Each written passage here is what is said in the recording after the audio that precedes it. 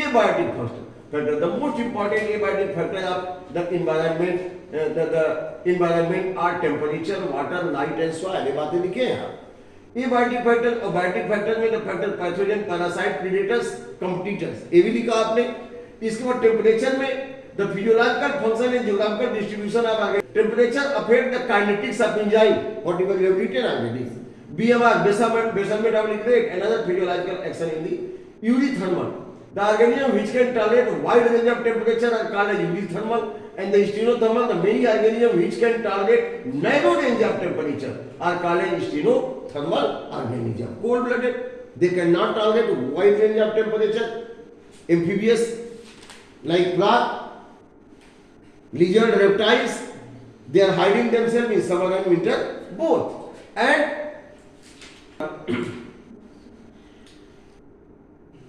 water is also important factor. कैसे important factor है? The life originates in water itself. Life कहाँ originate हुआ? Water में ही originate हुआ. Water लिख लीजिए. Water is an important factor that influence the aquatic flora and fauna. Water is an important factor that influence aquatic flora and fauna. Life originates in water. जीवन की उत्पत्ति कहाँ हुई? वाटर में हुई. During origin of life, life originated in water.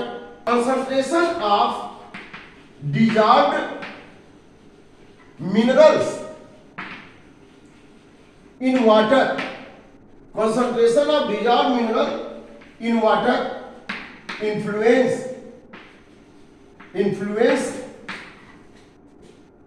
aquatic flora and fauna. उनके जीवन को प्रभावित करते हैं. अब जरा देखते हैं inland water.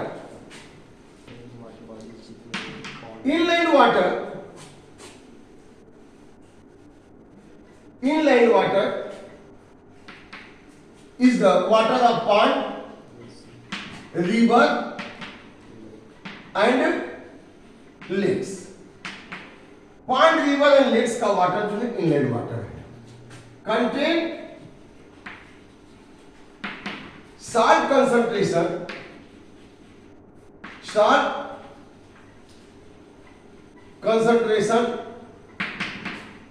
about 5 part per thousand.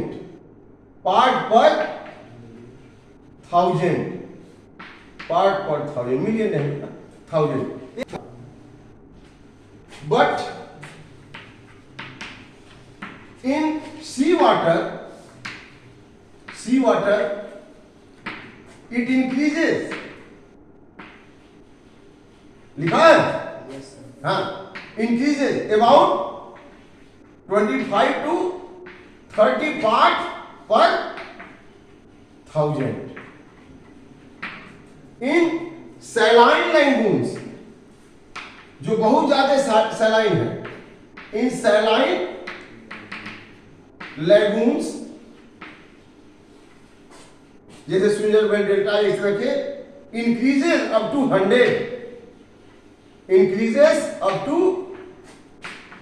100. तो आप देख सकते हैं कि फ्रेश वाटर में 5 है. Therefore the fishes which lives in fresh water, fishes which lives in fresh water cannot survive in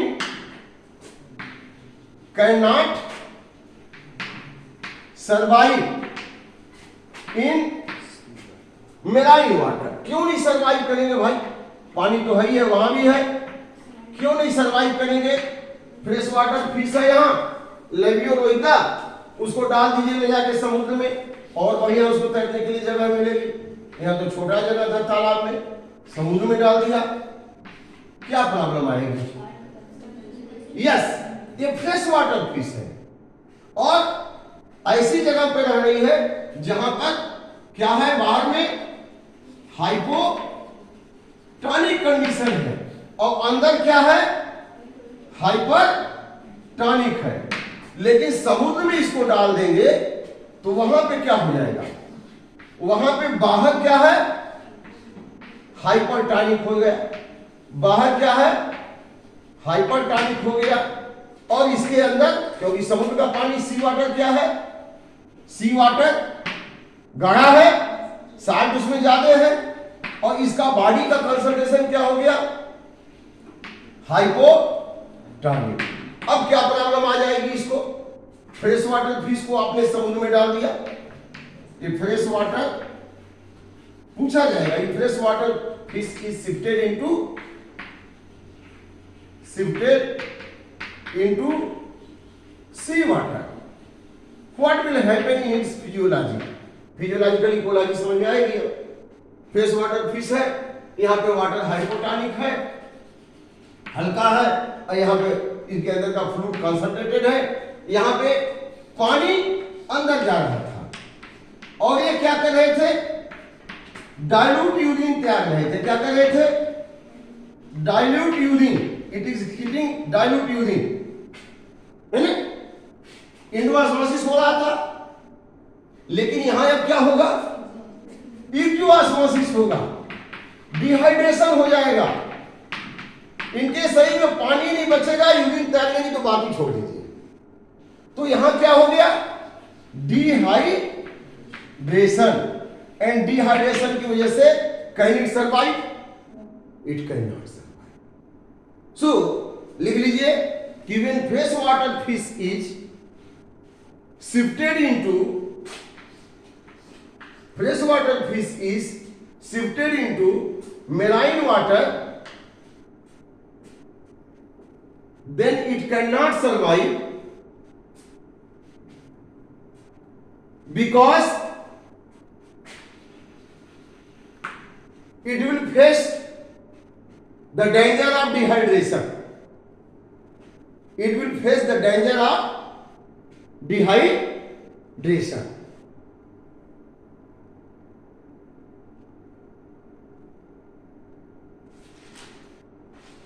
And marine water fish, when shifted into fresh water, and marine water fish when shifted into fresh water will also unable to survive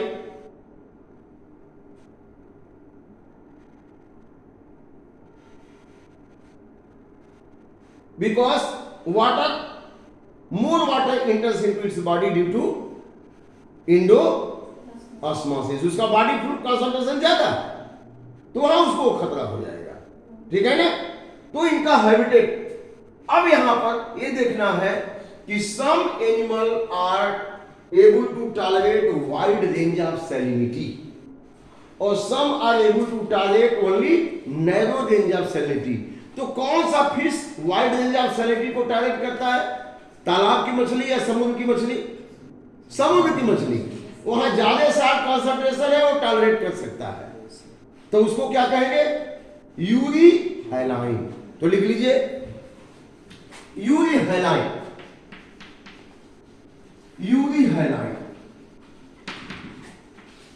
the organism which can tolerate, organism which can tolerate wide range of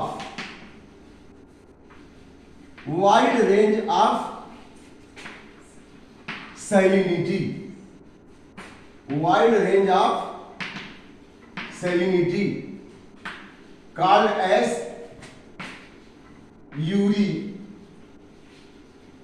Yuri haline. Yuri haline जानते हैं, मिक्जीन वगैरह, मिक्जीन Petromyzon, ये लोग अपना body fluid concentration एकदम समुद्री पानी के बराबर कर देते हैं। कैसे? They dissolve salt in there, they dissolve urea also, TMAO trimethylamine oxide, TMAO trimethylamine oxide, ये अपने ब्लड में डिजॉल्व कर देते हैं और ब्लड में इतना डिजॉल्व कर देते हैं कि बाहर जितना साल्ट है आइसोटोनिक हो गया। अब खतरा ही नहीं है कि पानी अंदर जाएगा बाहर जाएगा। You are getting this point और not? So some aquatic animal like the Myxine dissolve TMAO trimethylamine oxide in its blood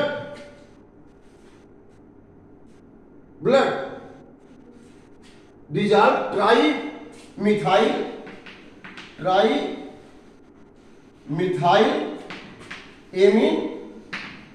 oxide TMAO in its blood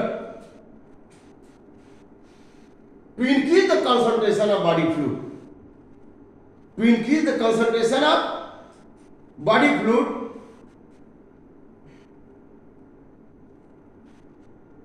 and so high range of salinity tolerant, and so high range of salinity tolerance। क्यों tolerance कर दिया?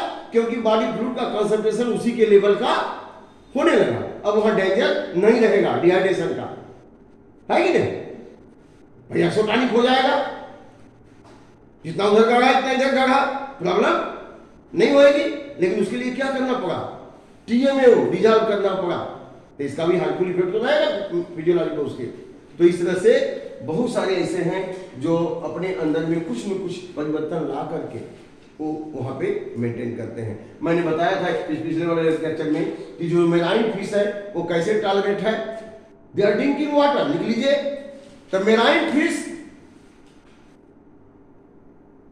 Continuous drink water to protect them from dehydration. हमेशा पानी पीते रहते हैं। कहावत है, जल बिच मीन प्यासी। समुद्री मछली दिन भर पानी ही पीते रहती है क्योंकि उसको डिहाइड्रेशन फील होता है। Overcome dehydration and in its intestine salt glands are present. Salt glands to collect salt from water and release outside through fecal matter. Collect salt from, जो पानी पिया उसमें साल्ट जाएगा ना, तो उस साल्ट को इकट्ठा कर ले, to remove through fecal matter। तो इस तरह से वो सर्वाइव करते हैं। तो wide range of salinity euryhaline animal, and दूसरा which can tolerate only narrow range of salinity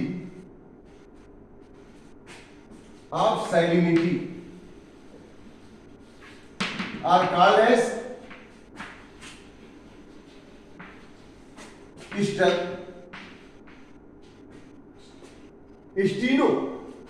steno Highline.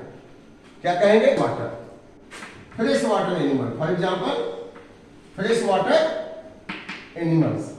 Narrow range, थोड़ा बहुत साल्ट है तो चल जाएगा, बहुत ज्यादा नहीं, 5%। तो इस तरह से आपने देखा कि पानी के अंदर कितना साल्ट है, ये भी उनके फिजियोलॉजी को प्रभावित कर रहा है। केवल पानी ही नहीं, उसके अंदर डिजॉल्व ऑक्सीजन भी, डिजॉल्व मिनरल भी, वो भी प्रभावित करेगा। अभी जो वाटर पॉल्यूशन हो रहा है तो जो टॉक्सिक केमिकल जा रहा है वो भी प्रभावित करेंगे। तो पानी की quality, the quality of water also influence the physiology